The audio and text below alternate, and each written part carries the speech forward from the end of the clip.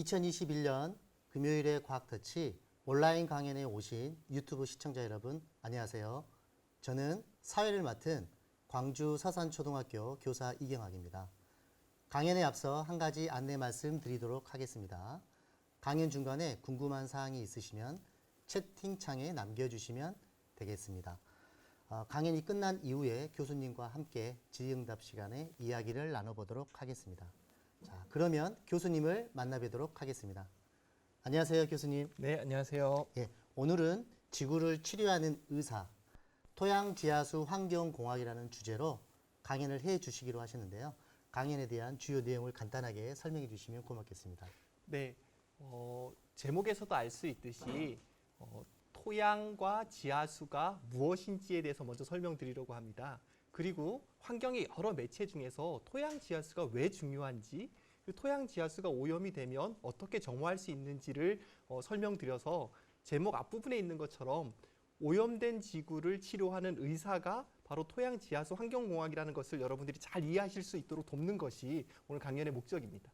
네, 교수님의 말씀을 듣고 나니 지구를 치료하는 의사, 토양지하수 환경공학이라는 주제에 굉장히 흥미가 느껴지는데요. 그러면 지금부터 전북대학교 백기태 교수님의 강연을 듣도록 하겠습니다. 힘찬 박수로 환영해 주시기 바랍니다.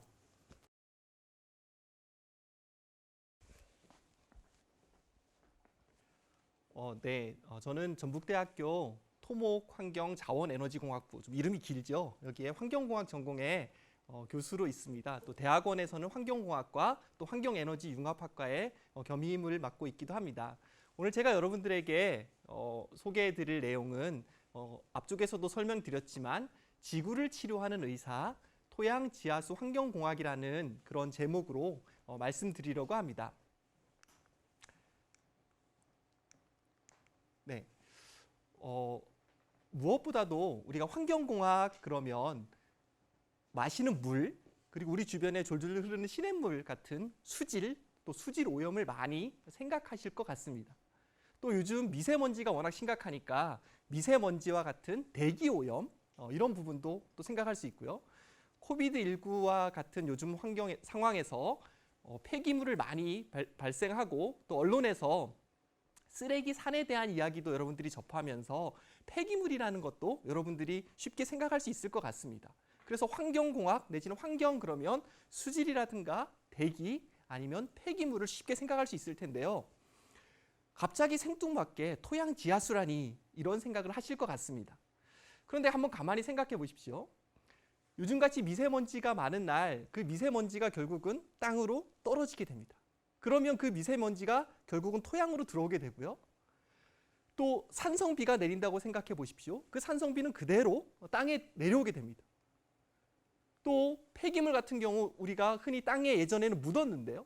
이렇게 폐기물을 땅에 묻으면 그 폐기물들이 완전히 썩지 않고 땅에 그대로 남아 있어서 땅을 오염시키게 됩니다. 그리고 땅 속이 오염됐다고 생각을 해보시면 거기에서 휘발이 잘 되는 물질은 휘발이 돼서 대기 오염을 일으키기도 하고요. 또 반대로 무엇인가 오염된 물질이 땅에 들어오면 지하수를 오염시킬 수 있습니다. 이 오염된 지하수는 하천과 연결되어 있기 때문에 하천도 오염이 됩니다. 결국은 이 토양 지하수라는 그 매체는 수질 오염, 대기 오염, 그리고 폐기물 이 모든 매체와 연관이 되어 있습니다.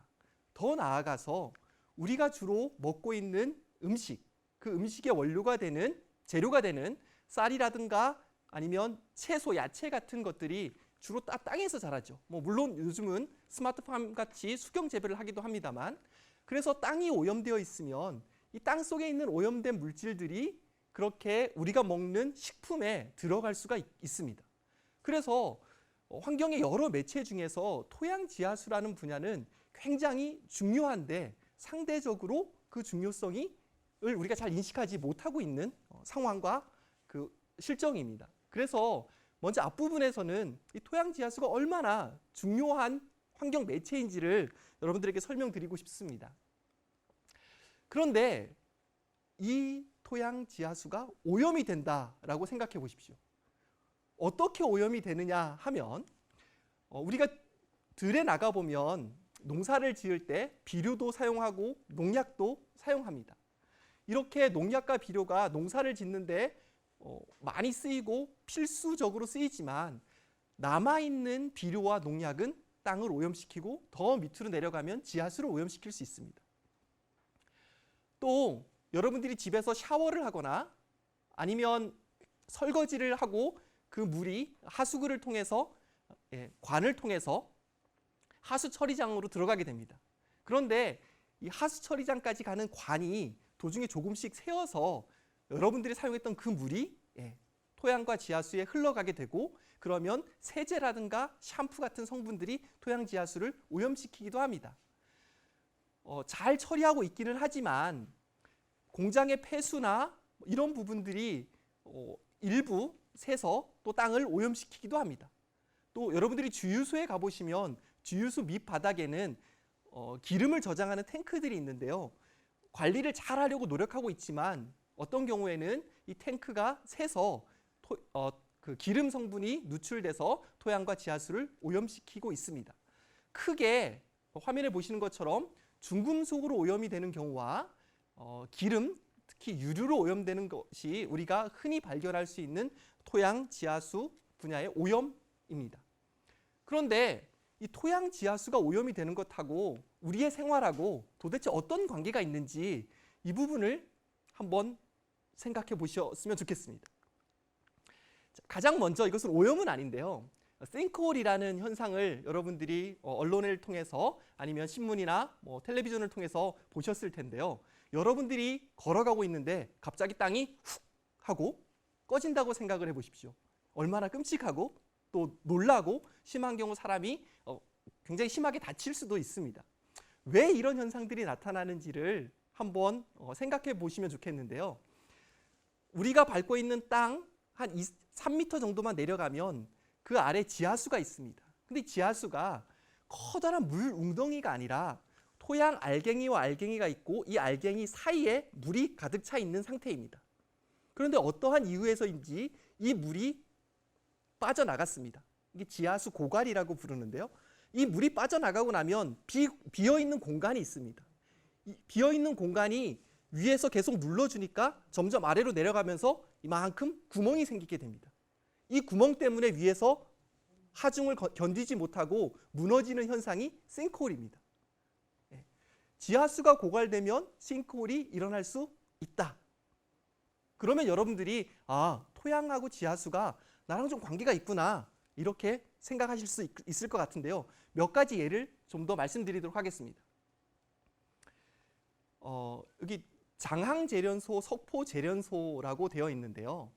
장항제련소는 저 화면에 바다 건너편에 보이는 곳이 전라북도 군산이고요. 우리 화면 앞쪽으로 보이는 곳이 충청남도 서천군 장항입니다. 가운데 있는 것이 서해 바다고요.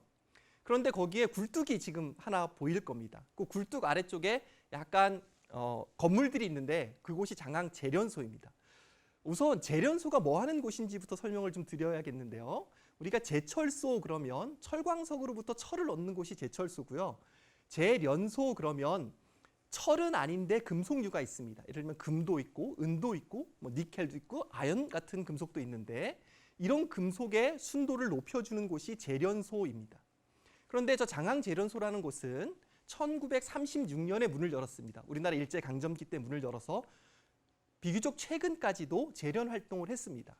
제련을 하려면 금속이 들어있는 광물이 있는데요. 이 광물을 가지고 거기에서부터 광물을 끄집어내서 순도를 높여가는 과정입니다.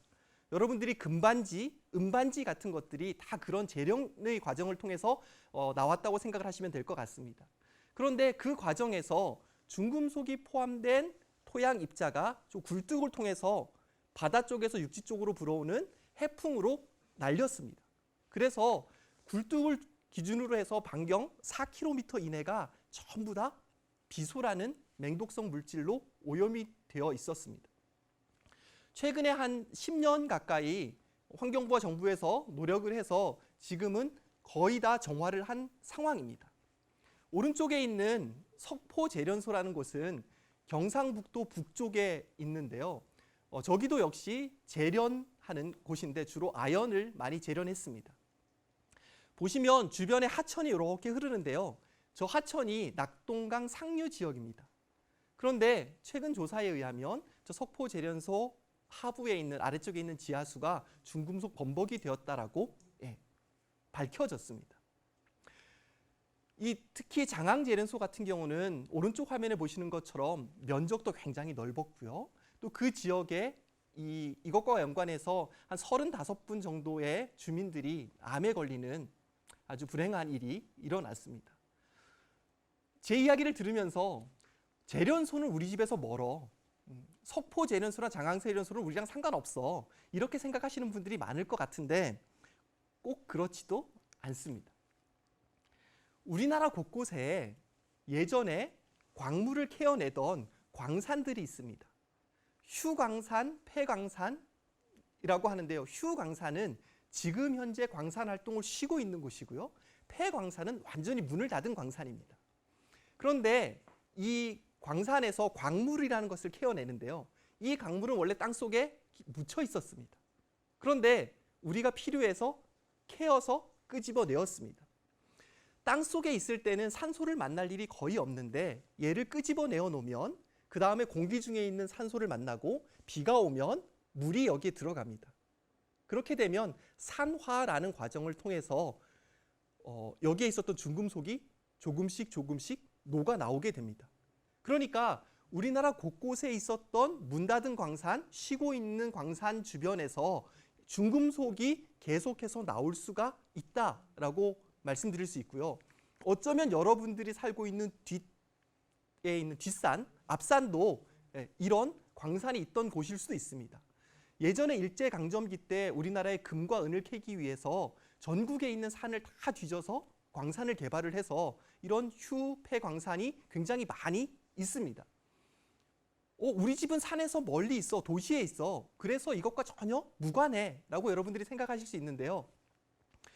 오른쪽 상단에 있는 도표를 보시면 이런 광산 주변에 있는 농경지에서 중금속들이 얼마나 오염되어 있는지를 조사를 한 자료인데요. 전체 조사한 면적의 한 10% 정도가 중금속에 오염되어 있고 그 중에서 가장 흔하게 발견되는 중금속은 비소라는 물질입니다. 그러면 농경지가 비소로 오염되어 있다. 특히 광산 주변 농경지에서는 이런 생각을 하실 수가 있겠죠. 그러면 광산 주변에 있는 농경지, 특히 비소로 오염이 되면 어떤 일이 일어나느냐? 이게 여러분들하고 실제로 밀접하게 관련이 있습니다. 학생들은 밥을 싫어하고 빵을 훨씬 좋아할 수도 있지만 어쨌든 우리나라 통계청 자료에 의하면 우리나라 사람들이 주식은 쌀이고요. 이게 한 87%, 그다음에 밀과 보리는 한 13% 정도를 소비하고 있습니다. 그러니까 주식이 쌀인데 쌀은 벼로부터 우리가 얻게 되죠. 그럼 여러분들이 벼 이삭을 다 익었을 때 보시면 하나를 딱 따보면 거칠거칠한 부분이 있습니다. 이 거칠거칠한 부분을 벗겨내면 그 거칠거칠한 껍질을 우리가 왕겨라고 부르고요. 그 다음에는 우리가 먹는 하얀 쌀이 아니라 좀 누런 쌀, 현미가 보이게 됩니다. 그럼 이 현미를 갈아내면 그 다음에 그것이 우리가 흔히 먹는 백미라고 하는데요. 농경지가 비소로 오염되어 있고 거기서 벼가 자라면 땅 속에 있는 비소를 이 벼가 흡수하게 됩니다. 그러면 이 비소가 어디로 가냐 하면 왕겨와 이 쌀 사이에 있는 현미 성분, 누런 성분 있죠. 주로 그곳에 가게 됩니다. 그러면 여러분들이 건강을 위해서 열심히 현미를 먹었는데 그런 일은 없어야 하겠지만 그 현미에 만약 이 벼가 비소로 오염된 농경지에서 자라고 있다면 여러분들은 현미 플러스 비소를 먹는 결과를 가져올 수 있습니다. 그래서 미국 식품의약안전청 FDA에서는 어린이들, 특히 이유식을 먹는 그 아이들에게 쌀을 가지고 만든 이유식은 가능한 한 좀 먹이지 않았으면 좋겠다라고 권고를 실제로 했습니다. 왜냐하면 예전에 미국에서 면화를 많이 생산했는데요. 면화를 생산할 때 비소가 들어있는 농약을 많이 뿌렸습니다. 그런데 면화 소비가 점점 줄어들면서 그 땅이 벼를 재배하는 논으로 바뀌었고 그래서 자라는 거기서 재배하는 벼에 쌀에 비소가 들어있는 일들이 종종 있기 때문입니다. 비소에 이렇게 장기간 비소를 먹게 되면 그걸 노출이라고 하는데요. 노출을 하게 되면 끔찍한 사진이 하나 보이시죠? 손에 검은색 반점이 막 생겨 있습니다. 이게 블랙푸드 디지즈라고 해서 검은 발병인데요. 손과 발바닥에 저렇게 피부암이 발생하는데 현재까지 특별한 치료제는 없습니다. 자, 그럼 이제 토양 지하수 오염이 여러분들하고 조금 더 연관성 있게 다가오시죠? 네, 갑자기 영화 포스터를 하나 제가 보여드리는데요. 판도라라는 영화입니다. 발전소에서 어떤 사고에 의해서 방사능 물질이 누출되고 그것을 다룬 휴먼 굉장히 인간 냄새가 물씬 나는 그런 영화였는데요.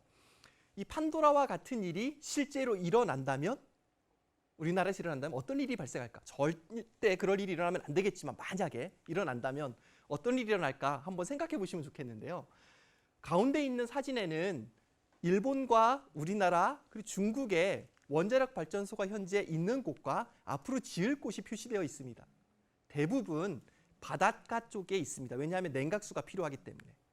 그런데 이 중국, 우리나라, 일본은 서로 가까이 있기 때문에 만약 어느 한 나라에서라도 원자력 발전소에서 사고가 생기게 되면 다른 나라에 굉장히 많은 영향을 미칠 수가 있습니다. 그 일예로 약 10년 전에 일본 후쿠시마 지역에서 있었던 원자력 발전소 사고입니다. 아직도 방사능 물질인 세슘이 다량 검출되고 있다라고 계속 보도가 있고요. 그 후쿠시마 앞 바다에서 잡힌 수산물에서도 이 세슘이 또 방사능이 검출된다라는 보도를 우리가 접하고 있습니다. 어찌됐든 원자력 발전소 사고에 의해서 이 세슘을 포함하고 있는 방사능 물질이 공기로 누출이 되면 다양한 형태로 땅으로 다시 떨어지게 됩니다. 그래서 우리가 보통 낙진이라고 표현을 하는데요. 이 낙진의 경우 특히 세슘이라는 물질은 농도가 반으로 줄어드는 반감기가 30년 조금 넘습니다. 그러니까 즉 30년이 지나야 농도가 반으로 줄어든다라고 생각하시면 되는데요. 근데 특이하게 이 세슘이라는 물질은 토양하고 굉장히 친합니다. 그래서 토양에 세슘이 들어가면 대부분 토양이 잡아줍니다. 이렇게 잡아주면 좋은 거 아니야? 라고 생각하실 수 있을 텐데요. 꼭 그렇지가 않습니다. 이렇게 세슘이 토양에 들어오면 농사 짓는 경우를 생각해 보시면 식물이 있고요. 이 식물은 땅 속에 있는 물질들을 흡수할 텐데요. 세슘은 우리 화학 주기율표 중에서 제일 왼쪽에 있는 물질입니다. 그러니까 그 성질이 포타슘 K랑 굉장히 유사합니다. 그래서 포타슘을 흡수하는 똑같은 기작으로 세슘이 식물에 들어가게 됩니다. 그러니까 후쿠시마 지역에서 시금치에서 굉장히 높은 방사능이 검출됐다라는 보도가 이제 이해가 되실 겁니다. 그러면 우리나라에서 이런 일이 발생하지 않더라도 이웃하고 있는 일본이든 중국이든에서 발생하게 되면 우리나라에 영향을 줄 수 있다라고 생각하시면 좋을 것 같고요. 또 최근에 우리나라 그 고리 1호기가 발전을 정지했습니다. 발전을 정지하고 나면 이 발전소를 해체하게 되는데요. 해체하다 보면 굉장히 많은 폐기물이 발생하게 됩니다. 이 폐기물에도 세슘이 들어있고 이 세슘을 뜯어내는 어떻게 처리하느냐 하는 것도 굉장히 중요한 이슈 중에 하나입니다. 자, 앞부분에는 그러니까 지금까지는 토양 오염, 지하수 오염이 나의 삶에 여러분들의 삶에 어떤 영향을 미치는지를 주로 말씀드렸고요. 지금부터는 이렇게 토양하고 지하수가 오염이 되어 있으면 이것을 어떻게 이 오염을 처리를 할 것인가, 정화를 할 것인가에 대한 부분을 저의 연구 경험을 바탕으로 해서 말씀드리려고 합니다.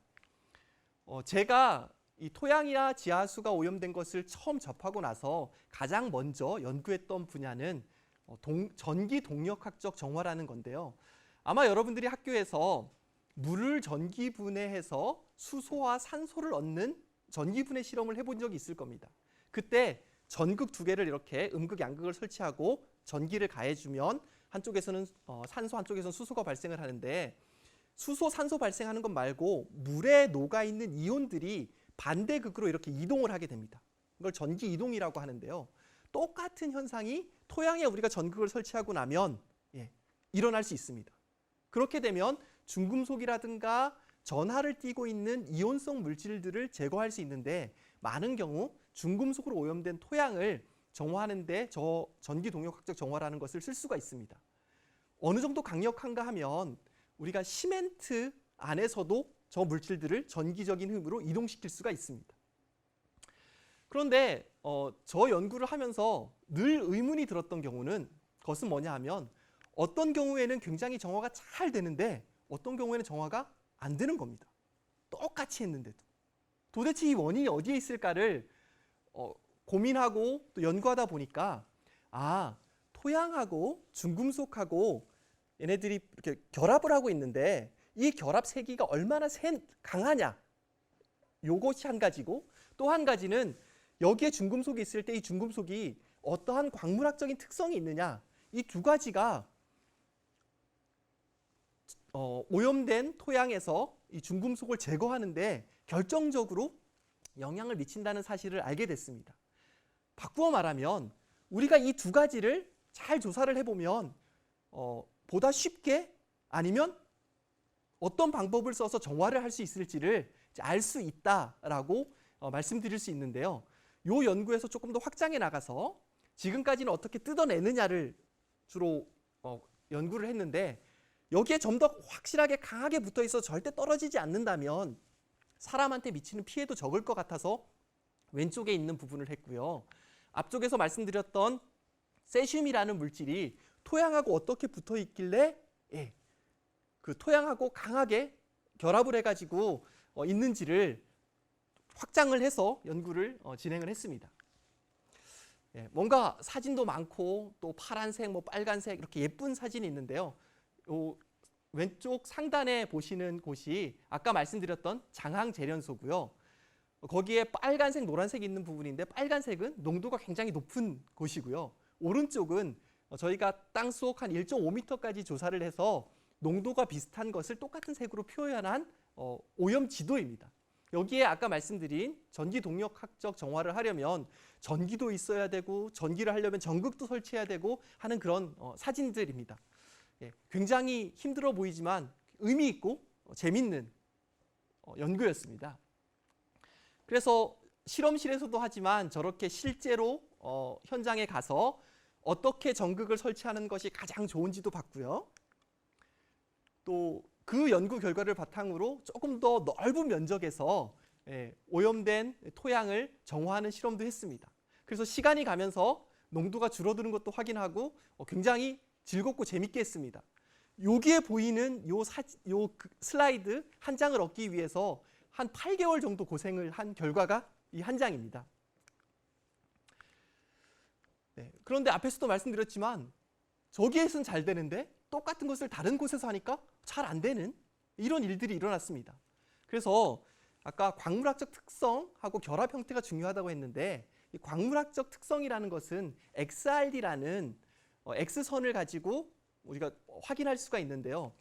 X선을 가지고 확인해 보면 우측 상단에 있는 그런 형태를 얻을 수가 있습니다. 그러면 중금속이 어떠한 형태인지를 알 수 있고요. 밑에 있는 이상한 표에는 시료 1, 2, 3번이라고 적혀 있는데요. 이 시료 1, 2, 3번은 다른 토양 시료고요. F1부터 F4까지가 있는데 F1이 토양하고 중금속하고 붙어 있는데 이 붙어 있는 정도가 가장 약한 정도. 그 다음에 4로 갈수록 강하게 붙어 있는 정도입니다. 그러면 역으로 얘네들을 떼어내려면 F1으로 존재하는 중금속은 약한 힘으로 쉽게 떼어낼 수 있을 거고, 즉 제거가 쉬울 거고, F4에 많이 있으면 강하게 붙어 있으니까 떼어내기가 굉장히 어렵겠죠. 즉 정화가 어렵겠죠. 그래서 1번 시료 같은 경우는 2번 강도로 대부분 존재하니까 비교적 정화가 용이할 거다, 쉬울 거다 이렇게 생각할 수 있을 거고요. 2번 시료 같은 경우는 F2와 F4가 반반 정도 있습니다. 그러니까 한 50% 정도는 쉽게 처리할 수 있을 텐데 나머지 50% 정도는 처리하기가 굉장히 어렵겠다라는 것을 알 수 있을 거고요. 마지막 시료 3번은 대부분이 F4로 존재합니다. 즉 처리하기가 이 토양 1, 2, 3번 중에서 제일 어렵겠다라는 것을 우리가 알 수 있습니다. 굉장히 예쁜 그림이 하나 있는데 전부 다 납광물입니다.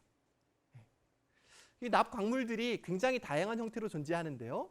이 납광물들이 어떤 형태로 아까 XRD라는 장비를 가지고 우리가 분석을 해보면 얘네들을 쉽게 토양에서부터 뜯어낼 수 있겠다, 녹여낼 수 있겠다라는 것을 우리가 알 수 있습니다. 그것이 용해도급 상수를 가지고 알 수 있고요. 용해도급 상수가 굉장히 낮으면 그러면 잘 녹지 않으니까 녹여내기가 어렵겠다라는 것을 의미합니다. 그래서 앞에서 말씀드린 것처럼 F1이나 F2 형태로 존재하는 우리 중금속은 비교적 쉽게 처리를 할 수가 있습니다. 자, 앞쪽에서 말씀드렸던 세슘을 조금 더 자세하게 말씀드리고 싶은데요. 토양하고 세슘하고 굉장히 친하다고 했습니다.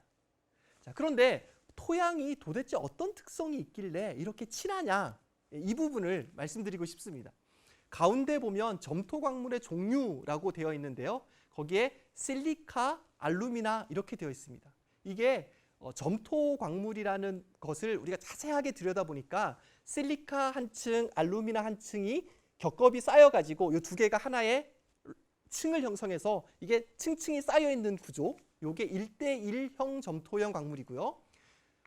오른쪽에 있는 것처럼 실리카, 알루미나 그 위에 실리카가 하나 더 있는 2대1 요것이 한 층을 이루고 있는 광물이 있습니다. 이것을 2대1 격자형 점토 광물이라고 부르는데요. 요 중에서 왼쪽에 있는 1대1 격자형 광물은 우리가 고령토, 도자기를 만드는 주된 원료가 되는 고령토가 저런 구조입니다. 그 중에서 세슘은 2대1 격자형 점토 광물의 층과 층 사이에 탁 들어가면 절대 빠지지가 않습니다. 왜냐하면 보통 그 자리에는 포타슘이 들어가거든요, K가. 그런데 주기율표상에서 이 K와 굉장히 유사하기 때문에 K가 들어갈 자리에 세슘이 탁 들어가서 완전히 자리를 차지하고 앉아 있어서 절대 뜯어낼 수 없는 상태로 가게 됩니다. 즉 토양하고 한 몸이 되어버린 거죠. 그렇게 되면 토양에서 이 세슘을 뜯어낸다는 것은 거의 불가능한 것에 가깝습니다. 이것을 좀 더 그림으로 표현을 해봤는데요. 아까 말씀드렸던 그 층과 층 사이에 저기 K라고 있는 포타슘이 들어가 있는 거고요. 그 끝부분은 살짝 이렇게 벌어져 있습니다. 여기에 세슘이 들어가기에 좋고 여기로 들어가면 안쪽으로 점점점 더 들어가는 형태가 됩니다. 그러니까 안쪽으로 들어가기 전에, 즉 세슘이 토양에 들어온 다음에 시간이 너무 오래 지나지 않아서 빨리 얘를 끄집어내는 것이 최고의 방법이 되겠습니다. 이렇게 해서 토양으로부터 세슘을 떼어낸 다음에 이 세슘은 여전히 방사능을 내뿜고 있습니다. 그렇기 때문에 이 물질은 우리가 그냥 내버려 두면 안 되고 방사성 폐기물 처분장으로 보내줘야 됩니다. 근데 방사성 폐기물 처분장으로 얘를 보내주려면 이 부피가 굉장히 중요한데요. 부피를 줄이는 것이 중요합니다. 그래서 굉장히 많이 오염된 토양이 있더라도 세슘을 뜯어내고 이 세슘만 농축시켜서 방사성 폐기물 처분장으로 보내면 우리가 최종적으로 처리할 양은 요만큼으로 줄어들게 되는 거죠. 그래서 오른쪽에 있는 좀 복잡해 보이는 것이 어떻게 하면 부피를 줄일 수 있을까? 한 1kg 정도 오염된 토양이 있는데 저희가 제안한 방법으로 하면 한 60g 정도로 줄일 수가 있습니다. 그 다음에 토양에서 중금속이 이렇게 오염이 되어 있을 때 얘를 뜯어낸다고 말씀드렸는데요. 이 뜯어내는 과정을 우리가 세척이라고 부르는 기술을 씁니다. 근데 세척은 다른 것이 아니라 우리 세탁기랑 거의 비슷한 원리라고 생각하면 됩니다.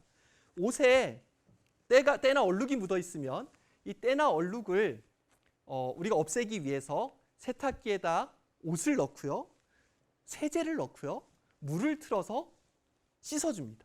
똑같은 과정을 오염된 토양을 집어넣고요, 물을 넣고요, 얘네를 잘 뜯어내주는 세탁기에 세제 같은, 세탁할 때 세제 같은 역할을 해주는 세척제라는 물질을 넣어서 하게 되는데요. 이 세척제의 역할이 굉장히 중요합니다. 어떤 세척제를 쓰냐에 따라서 잘 떨어지기도 하고 잘 안 떨어지기도 하거든요. 그러면 앞쪽에 말씀드렸던 것처럼 결합 형태, 광물학적 특성 요 두 가지를 보고 저희가 세척제를 선정을 해주면 굉장히 잘 처리할 수도 있고 이것을 선정을 잘 못하면 잘 처리가 안 되기도 하고 그렇다라는 것을 제가 연구를 하면서 알게 되었고요. 여기 뭐 굉장히 복잡해 보이는 오른쪽에 있는 거는 어떻게 하면 그런 것들을 잘 할 수 있을까를 저희가 제안했던 그 프로토콜이 되겠습니다. 그리고 이제 현장에서 토양 세척 장비를 저희가 설치를 해서 운영했던 사진들이고요. 좀 규모가 크죠. 하루에 한 4톤이나 5톤 정도의 흙을 처리할 수 있는 규모로 저희가 실험을 했습니다.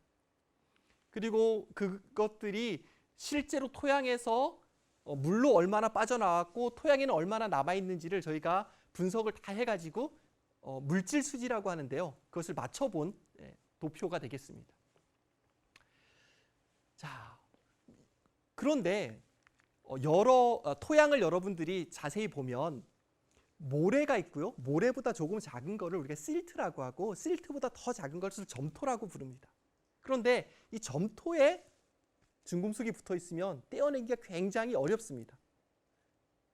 그런데 우리 논을 생각해 보면 점토가 굉장히 많이 있습니다. 그래서 논에 중금속이 오염됐다 그러면 앞에 말씀드린 토양 세척이라는 방법으로 뜯어내기는 되게 어렵고요. 또 하나 우리가 농사를 지을 때 모내기를 하고 나면 위쪽에 물을 대는데요.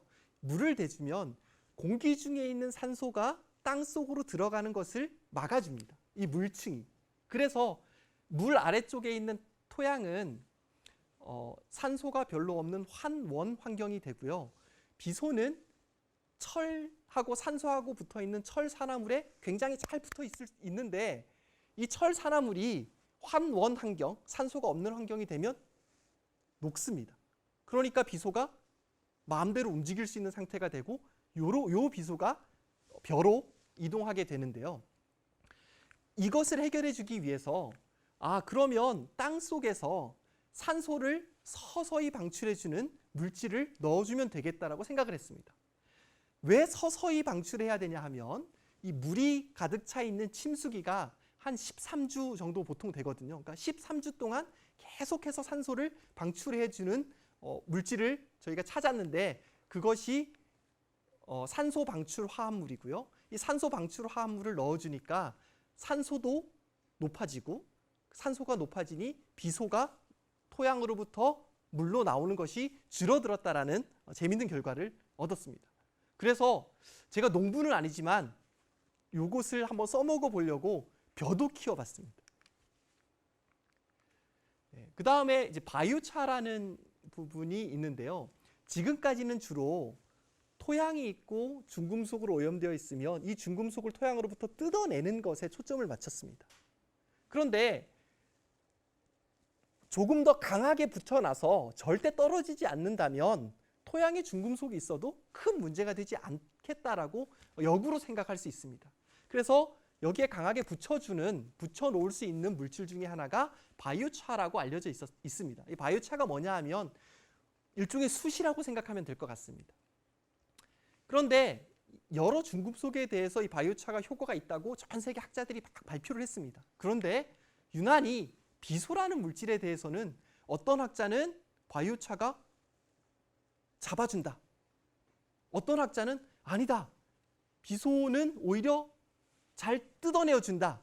이렇게 상반된 주장을 해서 왜 그런지에 대한 연구를 진행을 했고요. 저희가 연구를 해보니까 바이오차라는 곳에서부터 물질이 녹아나오는데요. 이 물질이 녹아나오는 그러니까 유기물질이 있는데 이 유기물질의 양에 따라서 이것이 달라진다는 사실을 발견했습니다. 그래서 이 물질이 적게 나오도록 저희가 계속 이것저것 시도해 봤는데요. 그중에 재밌는 거 하나는 숯을 만들려면 산소가 있는 데서 하면 타서 재가 되고요. 산소가 없는 데서 얘네 온도를 높여줘야지 얘가 바이오차라는 즉 숯이 만들어지는데 질소가 있는 조건에서 숯을 만드는 거와 이산화탄소가 있는 데서 만들어주는 것을 비교해 봤더니 이산화탄소가 있는 데서 만들어주는 것이 훨씬 더 안정하고 물질을 덜 내보내는 바이오차라는 것을 만들 수 있었다라는 굉장히 흥미롭고 재밌는 결과를 얻었습니다. 왜냐하면 이산화탄소는 우리가 잘 아는 것처럼 지구 온난화 물질인데요. 이 물질을 이 바이오철을 만드는 데 쓰면 좋다라는 결과이기 때문에 그렇습니다. 그래서 굉장히 여러 가지를 말씀을 드렸는데요. 가장 먼저는 전기 동력학적 정화라는 것으로 우리가 중금속을 처리할 수 있다. 그리고 주로 제가 비소에 대해서 말씀드렸는데 그 이유는 우리나라 농경지에서 비소 오염이 많기 때문입니다. 그리고 이 비소라는 물질로 아니면 다른 중금속으로 기름으로 땅이 오염이 되면 그것이 우리 삶에 직접적으로 영향을 미친다라는 것을 여러분들에게 말씀드리고 싶습니다. 사진들이 좀 있는데요. 제가 여기서 발표를 하지만 사실은 이 연구 결과, 그다음에 이런 실험들은 저 대학원 학생들, 저희 연구실에 있는 연구원들이 다 같이 진행합니다. 저 혼자서 할 수 있는 것은 아무것도 없습니다. 그래서 이 연구원들과 함께 재밌게 이 연구를 진행하고 있다라는 말씀을 드리고 싶어서 이 사진은 보여드리고요. 그래서 이 토양 지하수 환경공학 이 분야는 정말로 녹색, 그린 한 분야다. 그래서 이 분야에 관심 있는 많은 분들이 우리가 흔하게 접할 수 있는 물, 대기, 폐기물뿐 아니라 이 토양 지하수라는 매체에도 도전해보고 공부도 하고 그래서 저와 여러분들이 좋은 런닝 메이트가 되었으면 좋겠습니다. 제 강연은 여기까지입니다.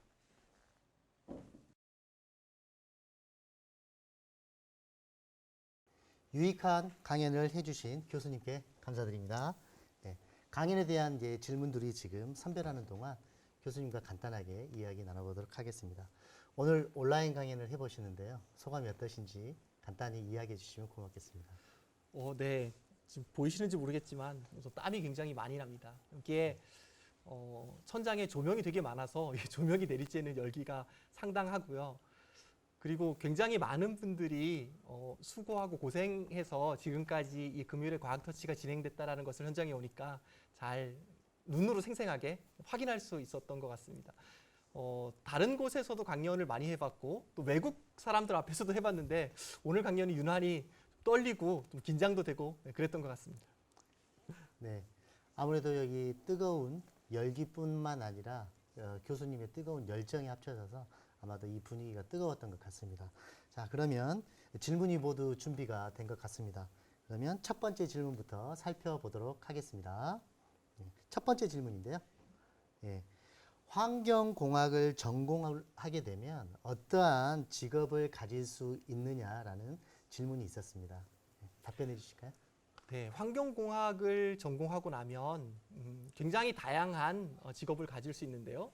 우선 저처럼 가르치는 사람이 될 수 있습니다.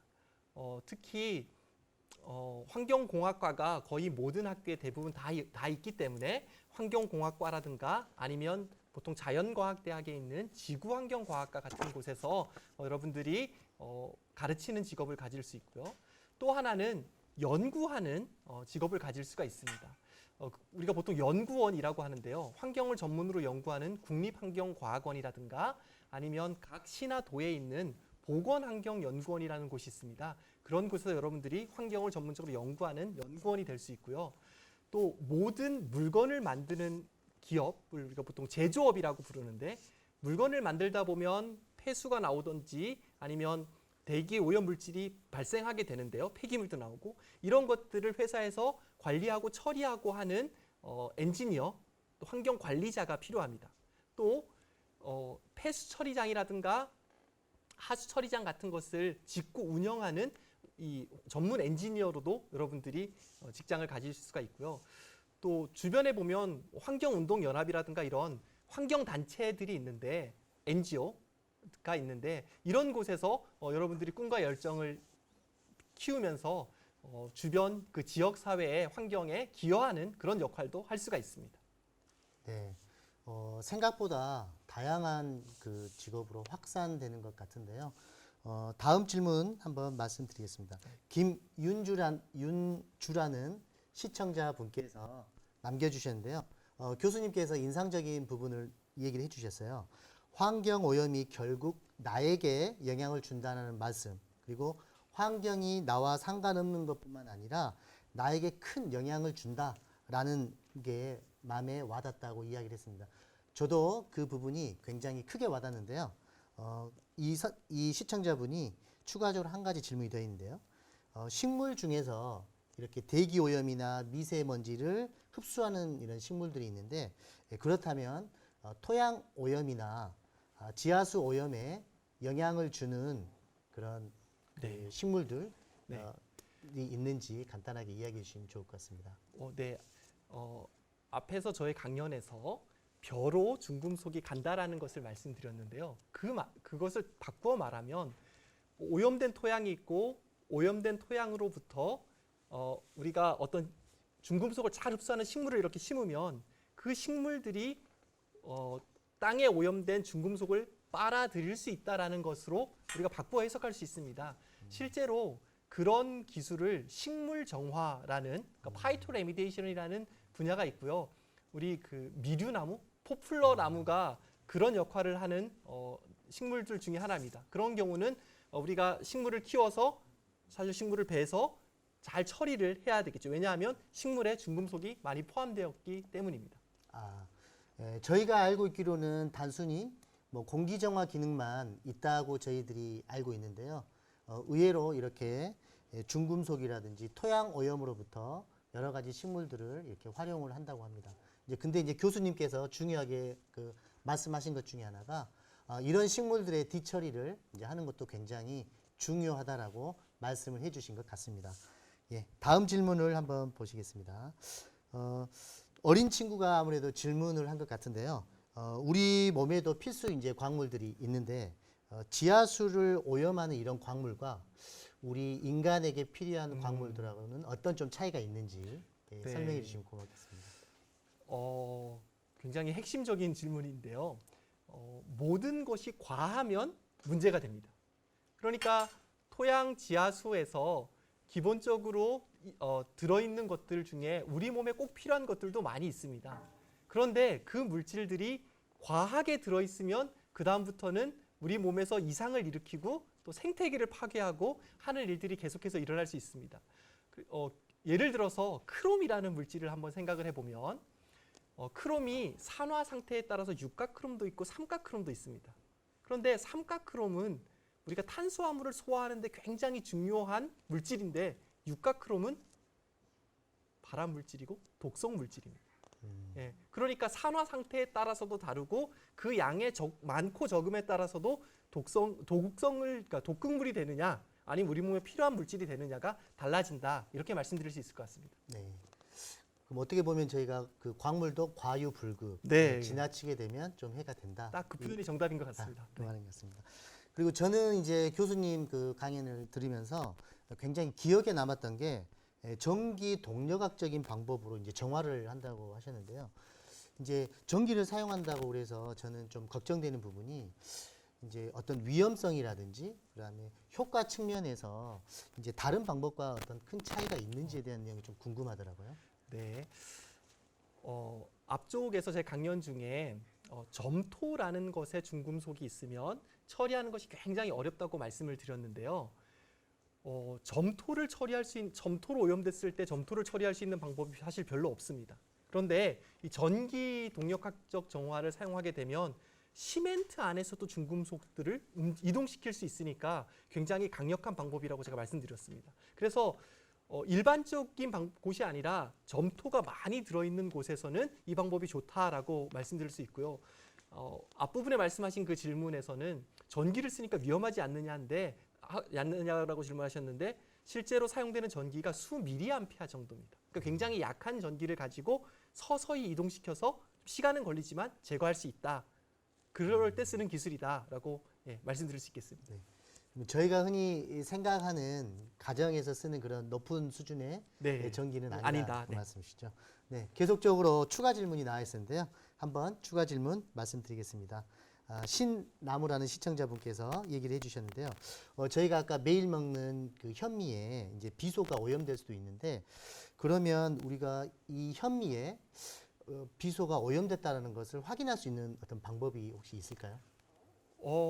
실험실에 가서 분석을 해보면 되는데요. 너무 그 부분은 걱정하지 않으셔도 되는 것이 우리나라 환경부랑 농림부가 계속해서 시료를 채취해서 분석하는 작업을 계속 같이 하고 있습니다. 그리고 농림부에서 그 중금속이 얼마나 들어있는지에 대한 기준을 가지고 관리를 하고 있기 때문에 우리 일반 소비자분들은 너무 걱정하지 않으셔도 될 것 같은데요. 혹시 굉장히 시골에 예전에 광산에 있었던 데서 사시는 어르신들, 연세 많으신 어르신들은 예전부터 거기서 농사 지은 것들을 직접 드셔서 그때는 조금 우려가 있을지 않을까 싶습니다. 근데 그 경우도 의심이 된다면 그 분석을 좀 해달라고 요청하실 수 있는 곳이 기관이 있거든요. 네. 해보시면 될 것 같습니다. 네네. 저희가 이제 생각했던 것보다 이제 저희가 먹는 이제 현미를 통해서 비소가 저희 몸에 들어오기까지는 조금 안심하셔도 된다라는 네. 그 말씀인 것 네, 같습니다. 우리나라 관리를 잘하고 있습니다. 네, 관리를 잘 하고 있다고 하니까 편하게 건강을 위해서 현미를 많이 드시면 될 것 같습니다. 소리라는 시청자분께서 질문을 또 남겨주셨는데요.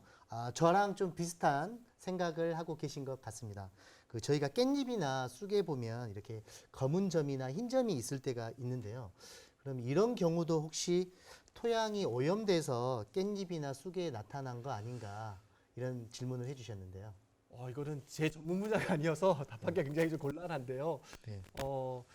일반적으로는 그렇지 않은 것으로 저는 알고 있습니다. 왜냐하면 그 검은 점은 식물체 내에서 뭐가 그 안에서 생기는 것이지 네. 만약 중금속 농도가 높다면 그것 때문에 보통은 잘 자라지 못하는 것이 일반적이고요. 네. 저농도로 있는 경우는 그 정도로 문제가 되지는 않을 것 같습니다. 예.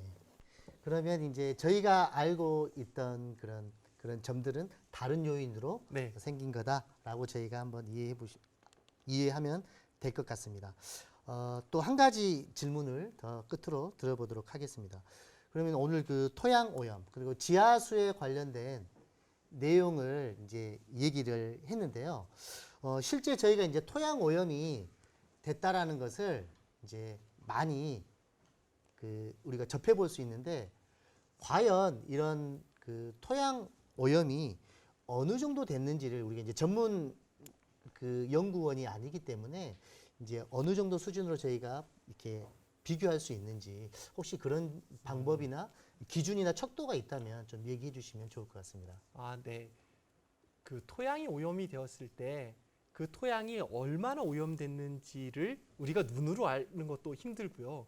기름 성분이야 냄새가 나니까 그렇지만 중금속 같은 경우는 냄새가 나는 것도 아니기 때문에 더 아는 것이 육안으로 아는 것은 불가능합니다. 그래서 우리나라 환경부에서 토양을 사람들이 살거나 농사 짓는 주거 지역 그리고 산업단지 같은 지역 그다음에 뭐 산이라든가 이런 지역으로 구분을 해서 농경지나 주거지역을 1지역, 그다음에 산업단지를 3지역, 그 다른 잡종지나 산지를 2지역으로 해서요. 각 중금속 오염 물질별로 기준치를 다 가지고 있습니다.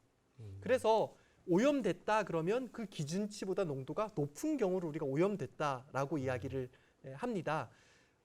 이런 것들을 관리하기 위해서 환경부에서 전국에 한 3,000개 정도를 훨씬 더 그러니까 3,000개 정도를 이제 격년으로 분석을 해서 그 현재 우리나라 토양의 오염된 상태를 계속해서 관측, 모니터링을 하고 있습니다. 그리고 똑같은 지점에서 해서 배경 농도를 아는 작업도 계속하고 있고요. 또 매년 지점을 바꿔가면서 채취를 해가지고 분석을 해서 그것이 아마 여러분들이 살고 있는 지방자치단체 홈페이지에 가면 다 공개가 되어 있습니다. 그러니까 여러분들이 사는 곳에서 제일 가까운 곳이 어떤지 보시면 좀 알 수 있지 않을까라고 생각이 됩니다. 그래서 만약 의심이 된다. 그러면 토양 관련 전문기관이라는 곳이 각 지역에 있습니다. 거기에 여러분들이 분석을 의뢰하시면 비용이 좀 들긴 하지만 정확한 농도도 확인할 수 있습니다. 네. 이렇게 해서 우리가 이제 토양에 대한 오염도에 대한 내용을 간단하게 이야기 나눠봤는데요. 저하고 또 비슷한 이렇게 토양이 지금 오염이 어느 정도 됐다라는 그 부분에 대해서 간단하게 얘기했는데요. 이제 저희가 비교를 해서 이제 이야기를 한다면 세계 다른 나라와 비교했을 때 네. 우리나라의 토양 오염 정도 수준은 그래도 어느 정도는 되고 있다. 좀 알 수 있을까요? 우선 법적인 기준으로부터 먼저 말씀드리면 법적인 기준은 우리나라가 가장 강합니다.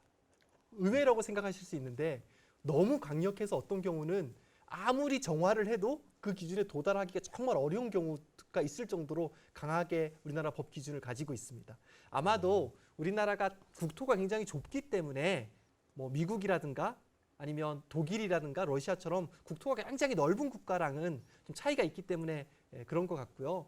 또 매년 배경 농도를 측정을 한다고 했는데 배경 농도로 보면 우리나라 농도가 그렇게 높지는 않습니다.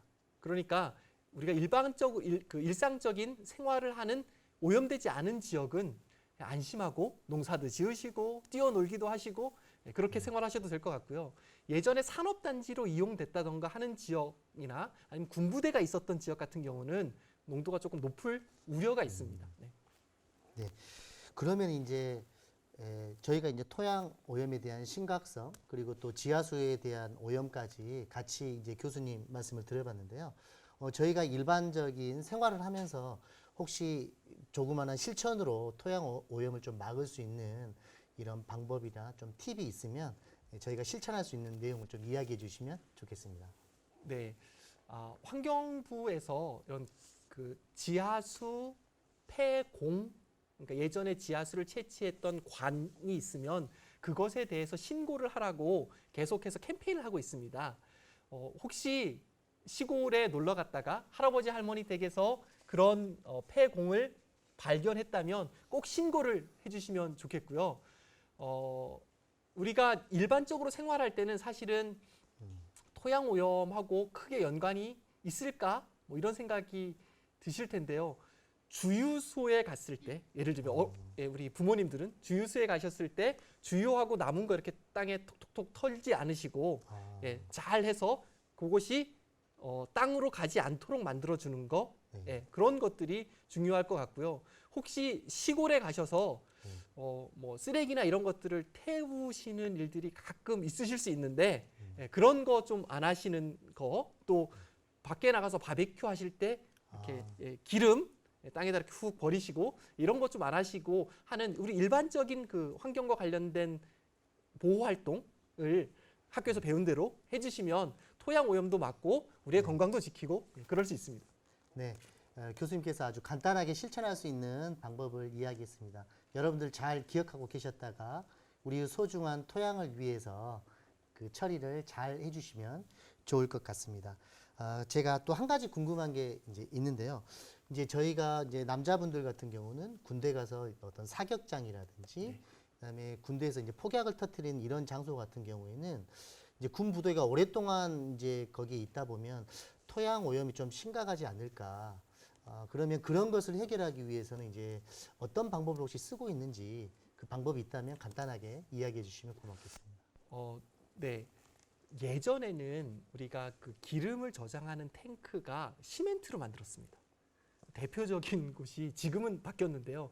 저 포항에 있는 모 해병대 부대 같은 경우는 근 40년 넘게 시멘트로 된 곳에다가 기름을 저장을 했거든요. 그러면 계속해서 흘러나오게 될 수밖에 없는 구조인데 지금은 그것 정화도 다 하고 새지 않는 재질로 바꿨습니다. 그리고 사격장 같은 경우도 뭐 나비라든가 이런 것으로 오염이 되는데요. 사격이 진행되는 동안, 즉 사격장으로 쓰는 동안에는 주변으로 그 오염이 퍼지지 않도록 관리를 하고요. 사격장으로서 사용이 종료되거나 군부대가 다른 곳으로 이전을 하고 나면 그 지역을 보통은 처리를 합니다. 그래서 우리나라 국방부에서도 굉장히 많은 예산을 들여서 특히 기름, 그러니까 석유로 오염된 토양을 정화하는 일들을 계속해서 진행하고 있습니다. 네. 부대도 마찬가지로 우리 그 일반 사람들이 생활한 것처럼 여러 가지 토양 오염을 막기 위한 여러 가지 대책이 있는 것 같습니다.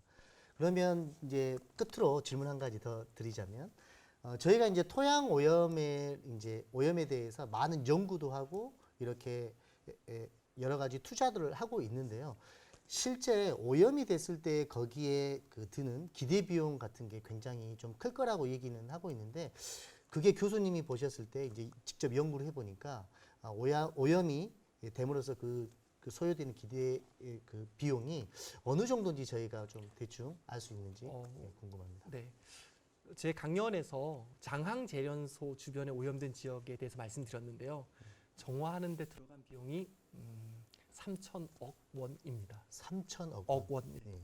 그러니까 굉장히 사실은 많은 비용이 들어가는 것이 맞습니다. 네. 그래서 가장 좋은 방법은 오염이 되지 않도록 우리가 네. 잘 관리하는 것이고 오염이 되었을 때는 조금 더 자세하게 말씀드리면 한 1m, 1m, 1m 네. 오염된 토양을 정화하는데 한 20만 원에서 30만 원 정도가 들어간다고 생각을 하시면 될 것 네. 같습니다. 그러니까 비용이 사실 굉장히 좀 많이 들어갑니다. 예. 예, 그러니까 오염되지 않도록 하는 것이 최선이다. 아, 예, 이렇게 말씀드리고 싶습니다. 그러면 이제 깊이에 따라서 좀 더 네. 비용이 더 많이 들 예, 수도 있고. 오염된 토양의 양이 많아지니까요. 예, 알겠습니다. 이상으로 질의응답을 마치도록 하겠습니다. 좋은 질문을 남겨주신 시청자 여러분들과 긴 시간 동안 강연해 주시고 또 질문에 응답해 주신 우리 교수님께 다시 한번 감사드립니다.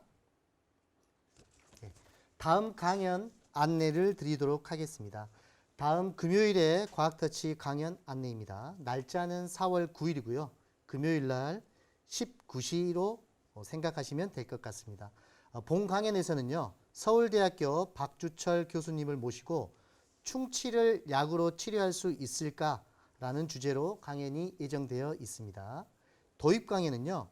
대성여고 박기만 선생님께서 유리병 속에 결정을 만들자라는 주제로 강연을 해 주시겠습니다. 오늘은 지구를 치료하는 의사, 토양지하수 환경공학이라는 주제로 전북대학교 백기태 교수님께서 강연을 해 주셨습니다.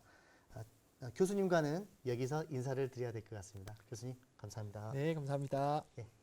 지금까지 시청해 주신 여러분 다음 시간에 만나도록 하겠습니다. 다음 시간에 만나요.